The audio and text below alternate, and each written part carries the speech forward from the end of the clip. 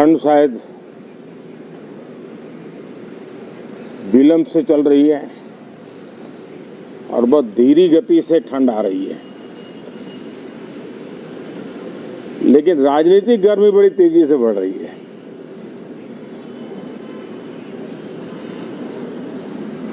कल ही 4 राज्यों के चुनाव नतीजे आए हैं।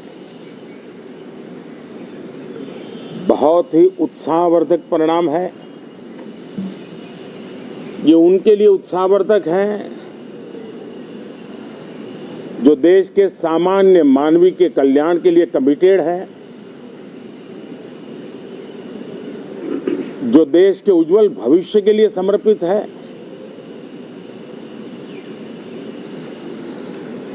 विशेषकर सभी समाजों की, सभी समूहों की, शहर और गांव की महिलाएं, सभी समाज के, सभी समूह के, गांव और शहर के युवा,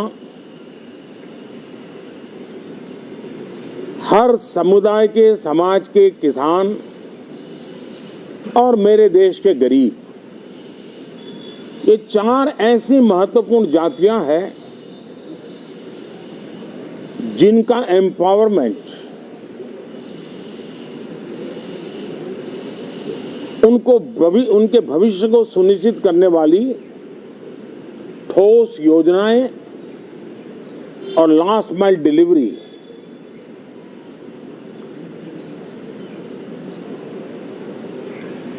इन उसूलों को लेकर के जो चलते हैं उन्हें भरपूर समर्थन मिलता है। और जब गुड गवर्नेंस होता है,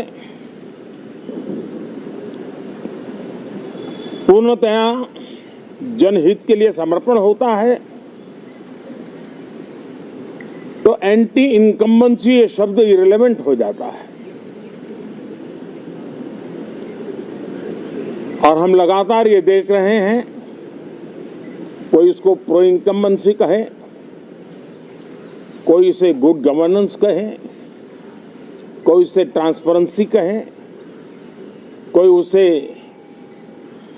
राष्ट्रहित की, जनहित की ठोस योजनाएं कहें, लेकिन ये लगातार अनुभव आ रहा है। और इतने उत्तम जनादेश के बाद आज हम संसद के इस नए मंदिर में मिल रहे हैं। इस संसद भवन के नए परिसर का उद्घाटन हुआ, तब तो एक छोटा सा सत्र था, ऐतिहासिक निर्णय हुआ था, लेकिन इस बार लंबे समय तक इस सदन में कार्य करने का अवसर मिलेगा। नया सदन है, छोटी मोटी अभी भी शायद व्यवस्थाओं में कुछ कमियां महसूस हो सकती हैं। जब लगातार काम चलेगा, सांसदों और विजिटर्स को भी, मीडिया के लोगों को भी ध्यान में आएगा कि इसको जरा अगर ठीक कर लिया जाए तो अच्छा होगा। और मुझे विश्वास है कि आदरणीय उपराष्ट्रपति जी और आदरणीय स्पीकर महोदय के नेतृत्व में उन चीज़ों की तरफ पूरी तरह निगरानी है। और आपसे भी मैं कहूँगा, कोई चीज़ ऐसी छोटी मोटी आपके ध्यान में आए तो ज़रूर आप ध्यान आकर्षित करना, क्योंकि ये चीज़ें जब बनती हैं तो आवश्यकता के अनुसार बदलाव की भी ज़रूरत होती है। देश ने नकारात्मकता को नकारा है। मैं लगातार सत्र के प्रारंभ में विपक्ष के साथियों के साथ हमारा विचार विमर्श होता है, मेन टीम उनसे चर्चा करती है, मिलकर के भी सबके सहयोग के लिए हम हमेशा प्रार्थना करते हैं, आग्रह करते हैं। इस बार भी इस प्रकार की सारी प्रक्रियाएं कर ली गई हैं और आपके माध्यम से भी मैं सार्वजनिक रूप से हमेशा हमारे सभी सांसदों से आग्रह करता हूं,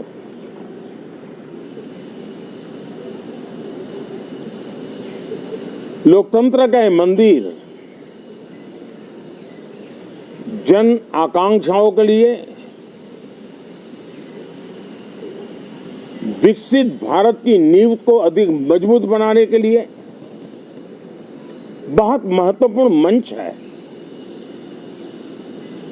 मैं सभी माननीय सांसदों से आग्रह कर रहा हूं कि वो ज्यादा से ज्यादा तैयारी करके आए। सदन में जो भी बिल रखे जाए उस पर गहन चर्चा हो, उत्तम से उत्तम सुझाव आए और उन सुझावों के द्वारा, क्योंकि जब एक सांसद सुझाव देता है तो जमीनी अनुभव का उसमें बहुत ही उत्तम तत्व होता है, लेकिन अगर चर्चा ही नहीं होती है तो देश उससे मिस करता है उन चीजों को। और इसलिए मैं फिर से आग्रह करता हूं, और अगर मैं वर्तमान चुनाव नतीजों के आधार पर कहूं तो जो विपक्ष में बैठे हुए साथी हैं, ये उनके लिए गोल्डन अपॉर्चुनिटी है। इस सत्र में पराजय का गुस्सा निकालने की योजना बनाने के बजाय इस पराजय में से सीख करके पिछले 9 साल से चलाई गई नकारात्मकता की प्रवृत्ति को छोड़ करके इस सत्र में अगर सकारात्मकता के साथ आगे बढ़ेंगे तो देश उनके तरफ देखने का दृष्टिकोण बदलेगा, उनके लिए एक नया द्वार खुल सकता है। और वो विपक्ष में है तो भी उनको एक अच्छी एडवाइस दे रहा हूं कि आइए, सकारात्मक विचार लेकर के आइए। अगर हम 10 कदम चलते तो आप 12 कदम करके फैसला लेकर के आइए। हर किसी का भविष्य उज्जवल है, निराश होने की जरूरत नहीं है, लेकिन कृपा करके बाहर के पराजय का गुस्सा सदन में मत उतारना। हताशा, निराशा होगी, आपके साथियों को आपका दम दिखाने के लिए कुछ न कुछ करना भी पड़ेगा, लेकिन कम से कम लोकतंत्र के इस मंदिर को वो मंच मत बनाइए। और अभी भी मैं कहता हूं, मैं मेरे लंबे अनुभव के आधार पर कहता हूं कि थोड़ा सा अपना रुख बदलिए, विरोध के लिए विरोध का तरीका छोड़िए, देश हित में सकारात्मक चीजों का साथ दीजिए, अच्छी उसमें जो कमियां हो उसकी डिबेट कीजिए। आप देखिए देश के मन में आज जो ऐसी कुछ बातों पर नफरत पैदा हो रही है, हो सकता है वो मोहब्बत में बदल जाए, तो मौका है, ये मौका जाने मत दीजिए। और इसलिए हर बार मैं करबद्ध प्रार्थना करता रहा हूं कि सदन में सहयोग दीजिए।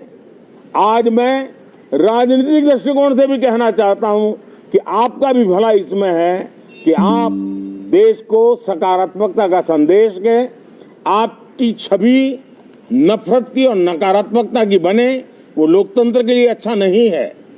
लोकतंत्र में विपक्ष भी इतना ही महत्वपूर्ण है, उतना ही मूल्यवान है और उतना ही सामर्थ्यवान भी होना चाहिए। और लोकतंत्र की भलाई के लिए मैं फिर से एक बार अपनी ये भावना को प्रकट करता हूं। 2047 अब देश विकसित होने के लक्ष्य में लंबा इंतजार करना नहीं चाहता। समाज के हर वर्ग में यह भाव पैदा हुआ है कि बस आगे बढ़ना है। इस भावना को हमारे सभी माननीय सांसद आदर करते हुए सदन को उस मजबूती से आगे बढ़ाएं, यही मेरी उनसे प्रार्थना है। आप सबको भी साथियों मेरी बहुत बहुत शुभकामनाएं हैं। बहुत बहुत धन्यवाद।